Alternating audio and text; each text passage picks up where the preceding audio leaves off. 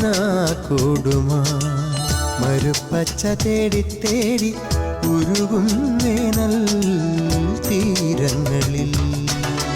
കിനാക്കൂടുമായി മരുപ്പച്ച തേടി തേടി ഉരുകും വേനൽ തീരങ്ങളിൽ.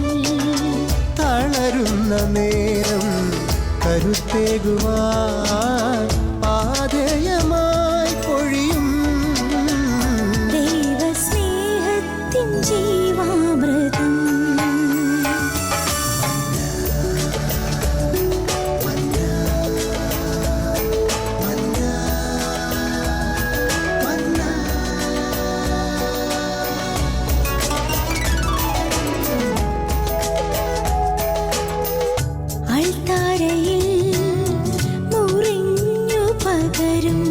ആത്മയുഗത്തിൻ കൃപയായൊഴുകും അൾത്താരയിൽ മുറിഞ്ഞു പകരും.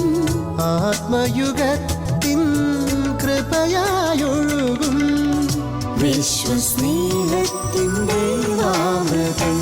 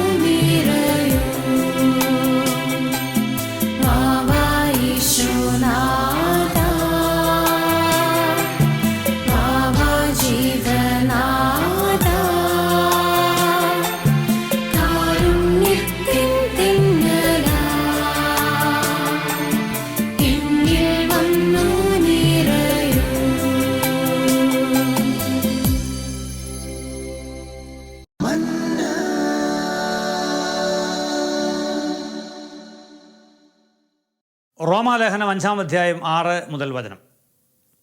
നാം ബലഹീനരായിരിക്കെ നിർണയിക്കപ്പെട്ട സമയത്ത് യേശു നമുക്ക് വേണ്ടി മരിച്ചു. ഒരു നീതിമാന് വേണ്ടി പോലും ആരും മരിക്കാൻ സാധിക്കില്ല. ഒരുപക്ഷെ ഒരു നല്ല മനുഷ്യന് വേണ്ടി ആരെങ്കിലും മരിച്ചുവെന്ന് വന്നേക്കാം.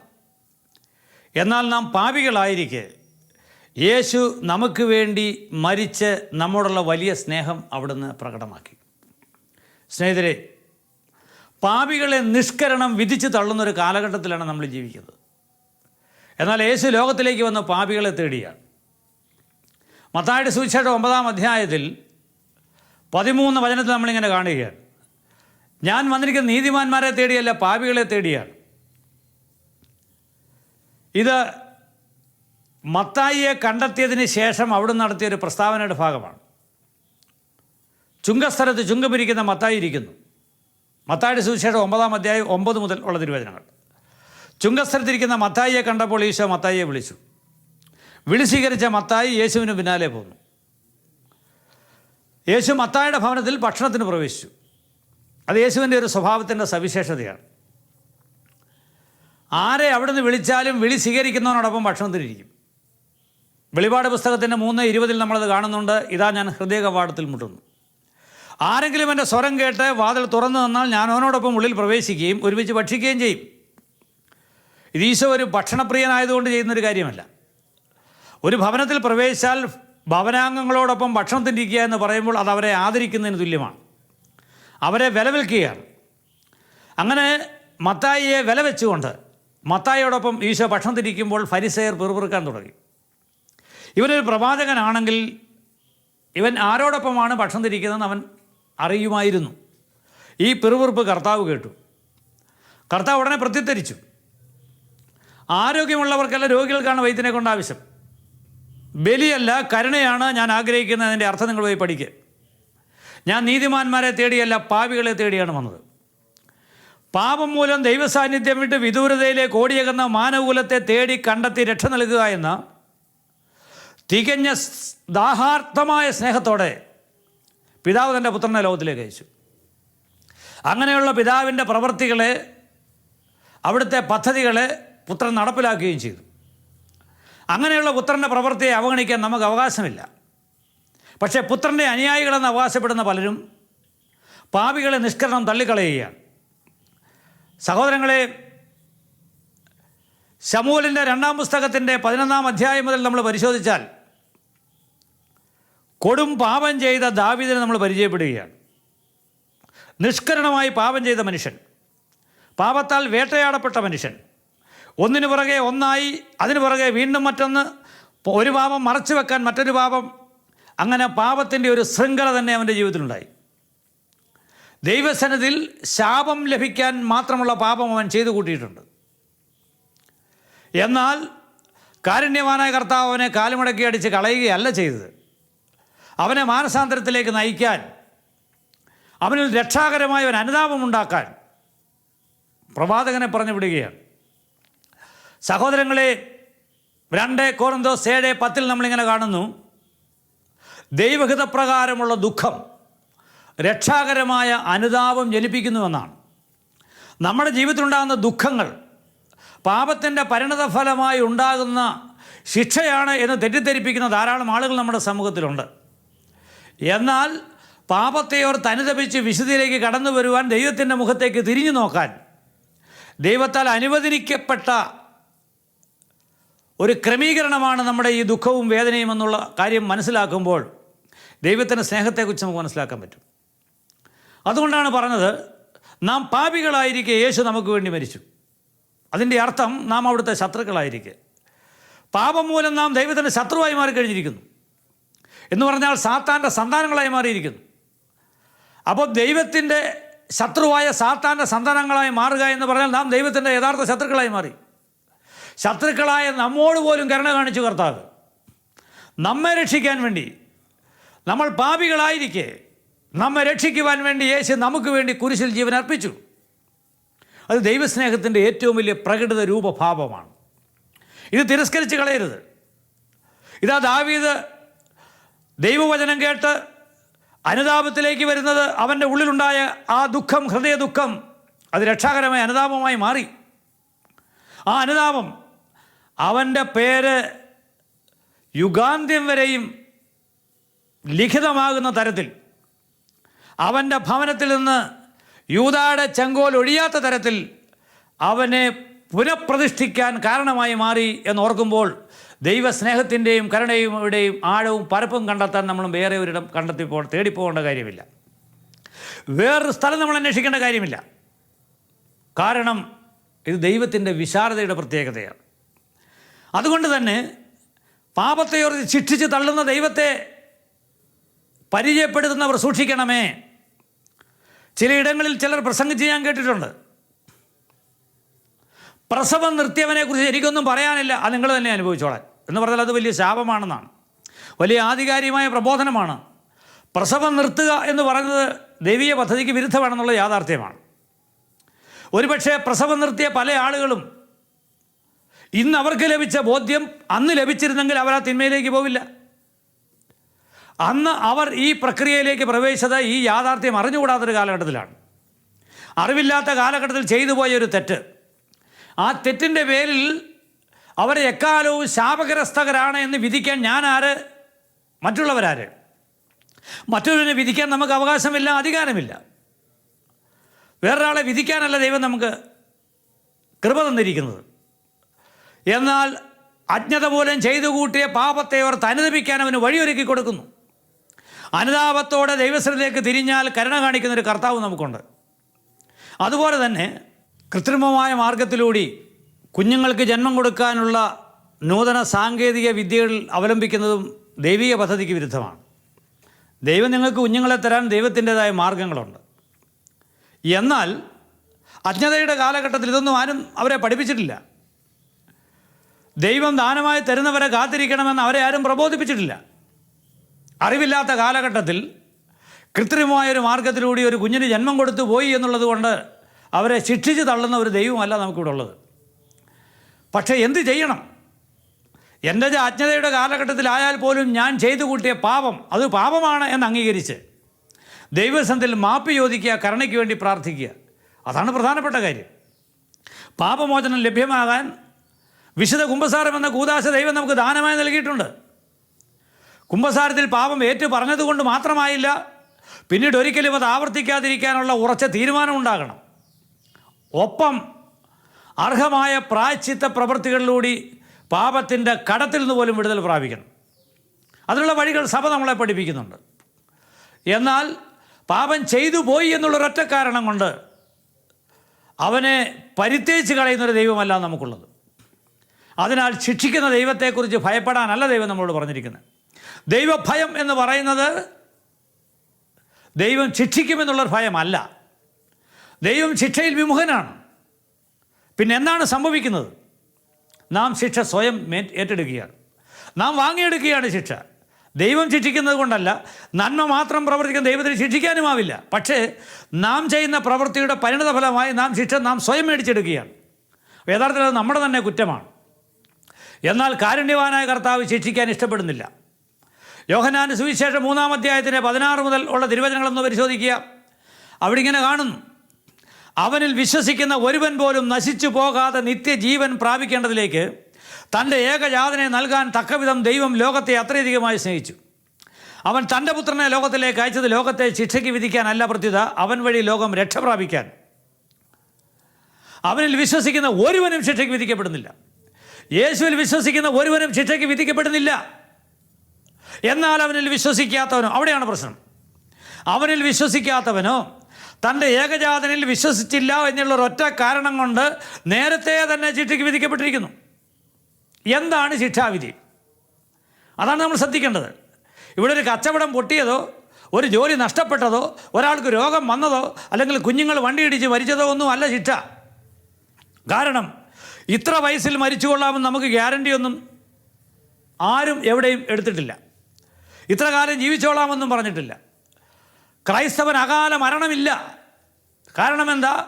സഭയിലെ പ്രധാനപ്പെട്ട വിശുദ്ധരുടെ എല്ലാം ആയുസ് വളരെ കുറവാണ്. കൊച്ചുരേസ്യ പുണ്യവതി 24-ാമത്തെ വയസ്സിലാണ് മരിച്ചത്. അന്തോനിസ് പുണ്യാളൻ 26-ാമത്തെ വയസ്സിലാണ് മരിച്ചത്. അൽഫോൻസാമ 33-ാമത്തെ വയസ്സിലാണ് മരിച്ചത്. അഗാത്തയോ ആഗ്നസോ മരിയ ഗൊരേത്തിയോ ജോമന ഫാർക്കോ ആരെ എടുത്തുകൊള്ളുക, സഭയിലെ രക്തസാക്ഷികളെല്ലാം മരണമടഞ്ഞത് വളരെ കുറഞ്ഞ പ്രായത്തിലാണ്. അതൊക്കെ അകാല മരണമെന്ന് പറയാനാവുമോ? ദൈവം നമുക്ക് അനുവദിച്ച ജീവിതം അവസാനിപ്പിക്കുന്ന സമയം ദൈവത്തിൻ്റെ പദ്ധതിയുടെ ഭാഗമാണ്. എന്ന് മരിക്കും, എങ്ങനെ മരിക്കും, അതൊക്കെ ദൈവം തീരുമാനിക്കട്ടെ. നമുക്ക് തീരുമാനമെടുക്കാനും വിധിക്കാനും അവകാശമില്ല. അപ്പോൾ എന്താണ് ശിക്ഷ? ശിക്ഷയെക്കുറിച്ച് പറയുന്ന യോഹന്നാൻ 3:18 എന്താണ് ശിക്ഷാവിധി? പ്രകാശം ലോകത്തിലേക്ക് വന്നിട്ട് ലോകം പ്രകാശത്തെ പരിത്യജിച്ച് അന്ധകാരത്തെ സ്വീകരിച്ചു. എന്താണ് പ്രകാശവും അന്ധകാരവും?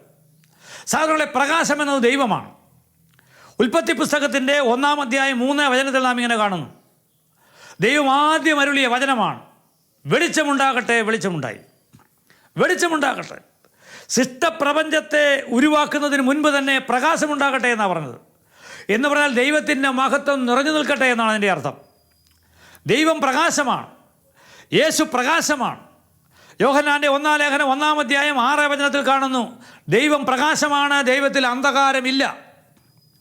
ദൈവം പ്രകാശമാണ്, ദൈവത്തിൽ അന്ധകാരമില്ല.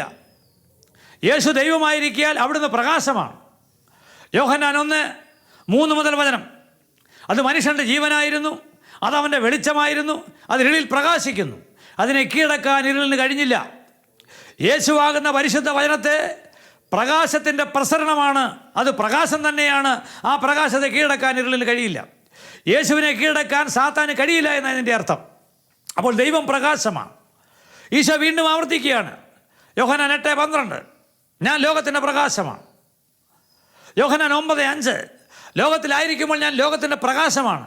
ഈശോ അടിവരയിട്ട് പറയുന്നു. ഈശോ വരുന്നിടത്ത് പ്രകാശം പരക്കുന്നുവെന്നാണ് പറഞ്ഞിരിക്കുക. ദൈവ സാന്നിധ്യം എവിടെയുണ്ടോ അവിടെ പ്രകാശമുണ്ട്. മത്തായിയുടെ സുവിശേഷത്തിൽ 4-ാം അധ്യായത്തിൻ്റെ 12 മുതൽ 17 വരെയുള്ള വചനങ്ങൾ പരിശോധിച്ചാൽ യോഹന്നാൻ ബന്ധനസ്ഥനായതിനു ശേഷം യേശു പതുക്കെ തൻ്റെ വേലയിലേക്ക് പ്രവേശിക്കുകയാണ്. സെബൂലൂൻ നഫ്താലി പ്രദേശങ്ങൾ വിജാതിയുടെ ഗലീലി അന്ധകാരത്തിലായിരുന്ന ജനം വലിയൊരു പ്രകാശം കണ്ടു. എന്താണ് അതിൻ്റെ വ്യാഖ്യാനം? പുറകെ വരികയാണ്. പാപത്തിൻ്റെയും മരണത്തിൻ്റെയും നിഴലിൽ അധിവസിച്ചിരുന്ന ജനങ്ങളുടെ ഒരു ദീപ്തി ഉദയം ചെയ്തു. അപ്പോൾ മുതൽ ഈശോ പ്രസംഗിക്കാൻ തുടങ്ങി. പാപത്തിൻ്റെയും മരണത്തിൻ്റെയും നിഴലിൽ അന്ധകാരത്തിൽ ജീവിച്ചിരുന്ന മനുഷ്യർ, അവർക്കൊരു പ്രകാശം ഉദയം ചെയ്തു. അപ്പോൾ മുതൽ ഈശോ പ്രസംഗിക്കാൻ തുടങ്ങി. ഈശോയുടെ സാന്നിധ്യം അനുഭവിച്ചപ്പോൾ യേശുവിൻ്റെ തിരുവചനങ്ങളോട് പൊഴിഞ്ഞു വീണ തിരുമൊഴികൾ അത് പ്രകാശം പരത്തുകയാണ് ചെയ്തത്. ദൈവവചനം പ്രകാശമാണ്. 119 സങ്കീർത്തനം 130 വചനം പറയുന്നു, കർത്താവേ, അങ്ങയുടെ വചനങ്ങളുടെ ചുരുളഴിയുമ്പോൾ പ്രകാശം പരക്കുകയാണ്. ദൈവം പ്രകാശമാണ്. ഇനി ഈശോയുടെ ജനനത്തെക്കുറിച്ച് സക്കറിയ തൻ്റെ സങ്കീർത്തനത്തിൽ ഒരു പ്രവാചക സന്ദേശമായി നൽകുന്നു. ലൂക്കാ 1:78-79 തിരുവചനം. അത് നമ്മുടെ ദൈവമായ കർത്താവിൻ്റെ കാരുണ്യാതിരേകത്താൽ ഉന്നതത്തിൽ നിന്നുള്ള ഒരു ഉദയരശ്മി നമ്മുടെ മേൽ പതിക്കുകയും അന്ധകാരത്തിലായിരിക്കും നമ്മെ പ്രകാശത്തിലേക്ക് നയിക്കുകയും ചെയ്യും. ഉന്നതത്തിലുള്ള ഒരു ഉദയരശ്മി നമ്മുടെ മേൽ പതിക്കും. അന്ധകാരത്തിലേക്ക് നമ്മെ അത് പ്രകാശത്തിലേക്ക് നയിക്കും. യേശു പ്രകാശമാണ്. മലാക്കി 4:2 ദൈവമായ കർത്താവിൻ്റെ നാമത്തെ ഭയപ്പെടുന്നവൻ്റെ മേൽ നീതി സൂര്യൻ ഉദിക്കും. അതിൻ്റെ ചിറകുകളിൽ സൗഖ്യമുണ്ട്. തൊഴുത്തിൽ നിറങ്ങി വരുന്ന പശുക്കുട്ടിയെ പോലെ അവർ തുള്ളിച്ചാടുകയും ചെയ്യും. അപ്പോൾ പ്രകാശം ദൈവത്തിൻ്റെ സാന്നിധ്യമാണ്. ദൈവത്തിൽ നിറഞ്ഞു നിൽക്കുന്നൊരനുഭവമാണ്. ഈ പ്രകാശം തരാനാണ് യേശു ലോകത്തിലേക്ക് വന്നത്. പ്രകാശമായ യേശു ലോകത്തിലേക്ക് വന്നിരിക്കുന്നു. ആ പ്രകാശം നമുക്ക് തരാൻ വേണ്ടിയാണ് വന്നിരിക്കുക. പക്ഷേ യേശുവിൽ വിശ്വസിക്കാത്തവൻ എന്താ ചെയ്തിരിക്കുന്നത്? പ്രകാശം നിൻ്റെ അടുത്തേക്ക് വന്നിട്ട് എനിക്ക് ആ പ്രകാശം വേണ്ട, എനിക്ക് അന്ധകാരം മതി. പ്രകാശത്തെ പരിത്യജിച്ച് അന്ധകാരത്തെ സ്വീകരിച്ചു. ഇതാണ് ശിക്ഷ. ദൈവത്തെ എനിക്ക് വേണ്ട, എനിക്ക് പിശാചിനെ മതി, എനിക്ക് നരകം മതി എന്ന് പ്രഖ്യാപിക്കുക, സ്വയം പ്രഖ്യാപിക്കുക. സ്വയം പ്രഖ്യാപിതമായ ശിക്ഷ, ഇതാണ് ശിക്ഷ. അല്ല, ദൈവം തരുന്നൊരു ശിക്ഷയല്ല. അതിനാൽ സ്നേഹിതരെ, കാരുണ്യവാനായ ദൈവത്തിൻ്റെ അനന്ത വിശാല സ്നേഹത്തെ തള്ളിക്കളയുന്ന, ഭീകരവാദങ്ങൾ ഉയർത്തുന്ന, ഭീഷണി സ്വരമുയർത്തുന്ന പ്രബോധനങ്ങളെ നമ്മൾ സൂക്ഷിക്കേണ്ടതുണ്ട്. സ്നേഹവാനായ കാരുണ്യവാനായ ദൈവത്തിൻ്റെ അനന്ത കരുണ സ്വന്തമാക്കാൻ നമുക്ക് പരിശ്രമിക്കാം. അതിൽ നിന്നുള്ള മോചനം കിട്ടാനുള്ള വഴി എന്താ? പാപം ശിക്ഷ മേടിച്ചു തരുന്നതാണെങ്കിൽ ഒരു കാര്യം ഓർത്തുകൊള്ളുക, അതിൽ നിന്ന് മോചനം പ്രാപിക്കാൻ നമ്മെ തേടി വന്ന കർത്താവ്, പാപികളെ തേടി വന്ന കർത്താവ്, പാപിക്ക് വേണ്ടി ജീവൻ ബലിയർപ്പിച്ച കർത്താവ്, അവിടുന്ന് ചിന്തിയ രക്തത്തുള്ളികൾ നമ്മളുടെ വിശദീകരണത്തിന് കാരണമാണ്. അതിന് ഒരേ ഒരു മാർഗമേ ഉള്ളൂ. യേശുവിൻ്റെ കുരിശിൻ്റെ ബലിയുടെ വഴിയാൽ നാം സ്വർഗത്തിലേക്ക് എത്തും. പക്ഷേ ഒരു കണ്ടീഷൻ മാത്രം, ഞാൻ തെറ്റ് ചെയ്തുവെന്ന് അവിടുത്തോട് പറയണം. നമ്മുടെ പാപങ്ങൾ അവിടുത്തോട് ഏൽപ്പിച്ചു കൊടുക്കണം. നമ്മുടെ പാപം അവിടുത്തെ ഏൽപ്പിച്ചു കൊടുത്താൽ അവിടുത്തെ പീഡാസഹനത്തിൽ ആ പീഡാസഹനം പരിഹാരമായി മാറിയപ്പോൾ ആ പരിഹാര പ്രവൃത്തിക്ക് നമ്മുടെ പാപം കൂടി ചേർത്ത് വെച്ച് നമ്മെ വിശദീകരിച്ച് തരും. അതിനാണ് നല്ല കുമ്പസാരം നടത്തുക, ആഴമായി അനുദപിക്കുക, മാനസാന്തരത്തിൻ്റെ ഫലങ്ങൾ പുറപ്പെടുവിക്കുക, പാപബോധത്തോടെ ജീവിക്കുക. ഇതൊക്കെയാണ് നമുക്ക് നൽകുന്ന പ്രബോധനങ്ങൾ. അതിനാൽ നമുക്കൊരു കാര്യം ഓർക്കാം, നമ്മുടെ പാപങ്ങൾ മൂലം ശിക്ഷിക്കുന്ന ദൈവത്തിൻ്റെ ശിക്ഷയെ ഭയപ്പെട്ട് ജീവിക്കാനല്ല, മറിച്ച് അനന്തകാരുണ്യവാനായ ദൈവത്തിൻ്റെ മുമ്പിൽ പാപിയായ എൻ്റെ മേൽ കരുണയായിരിക്കണമേ എന്ന് പ്രാർത്ഥിക്കാൻ നാം തയ്യാറാകേണ്ടിയിരിക്കുന്നു. ഈ ഒരു പ്രബോധനം നൽകുവാൻ നാം കടപ്പെട്ടിരിക്കുന്നു. അതിനാൽ നമുക്ക് പ്രാർത്ഥിക്കാം. നമുക്ക് കണ്ണുകളടച്ച് കരങ്ങൾ കൂപ്പി പിതാവിൻ്റെ സന്നിധിയിൽ ഈശോ മിശിഹായുടെ പീഡാസഹനവും കുരിശുമരണവും മനസ്സിൽ ധ്യാനിച്ചുകൊണ്ട് പ്രാർത്ഥിക്കാം. അവിടുത്തെ പരിശുദ്ധ രക്തം നമ്മുടെ മേൽ ഒഴുകി വരട്ടെ. പരമപരിശുദ്ധനായ സ്വർഗസ്ഥ പിതാവേ, തിരുപുത്രനും ഞങ്ങളുടെ രക്ഷകനുമായ ഈശോ ഞങ്ങളോടുള്ള വലിയ സ്നേഹത്താൽ കുരിശിൽ മരിച്ചു. പാപികളായ ഞങ്ങളെ നിത്യനരകാഗ്നിയിലേക്ക് തള്ളിക്കളയുവാനല്ല, നരക കവാടത്തിൻ്റെ മുമ്പിൽ നിൽക്കുന്ന ഞങ്ങളെ തേടി വന്ന് കണ്ടെത്തി തൻ്റെ സ്നേഹത്തിലേക്ക് ചേർത്തണച്ച് അനുതാപത്തിലേക്ക് നയിച്ച് പാപത്തെ ഏറ്റുപറഞ്ഞ് മോചനം പ്രാപിക്കാനും പാപത്തിൻ്റെ കറയാൽ മലീമസമായ ഞങ്ങളുടെ ജീവിതത്തെ പരിശുദ്ധ രക്തത്താൽ കഴി വിശദീകരിക്കാനും അങ്ങ് ഇടവരുത്തണമേ എന്ന് ഞങ്ങൾ പ്രാർത്ഥിക്കുന്നു. അങ്ങയുടെ അനന്ത കാരുണ്യത്തിൽ ഞങ്ങൾ വളരട്ടെ, സ്നേഹം ഞങ്ങൾ അനുഭവിക്കട്ടെ. പിതാവേ, അങ്ങയുടെ സ്നേഹത്തിന് മുമ്പിൽ ഞങ്ങളിതാ മുട്ടുമടക്കുന്നു. പിതാവിൻ്റെയും പുത്രൻ്റെയും പരിശുദ്ധാത്മാവിൻ്റെയും നാമത്തിൽ ആമേൻ. കുരിശ് രക്ഷയുടെ അടയാളമാണ്. സ്നേഹത്തിൻ്റെയും പങ്കുവെക്കലിൻ്റെയും മഹത്തായ അനുഭവം. ആ വലിയ രക്ഷയുടെ സാന്നിധ്യം നമ്മുടെ ജീവിതത്തെ സമ്പൂർണ്ണമാക്കട്ടെ. ഏവർക്കും ക്രിസ്തു സ്നേഹവും സമാധാനവും നേരുന്നു. പ്രാർത്ഥനയിൽ നമുക്ക് പരസ്പരം ഓർമ്മിക്കാം. നിങ്ങളുടെ അഭിപ്രായങ്ങളും നിർദ്ദേശങ്ങളും ഞങ്ങളെ അറിയിക്കാൻ മറക്കരുത്. eldroyvision.uae@gmail.com. വിശ്വസ്നേഹത്തിൻ്റെ അമൃതം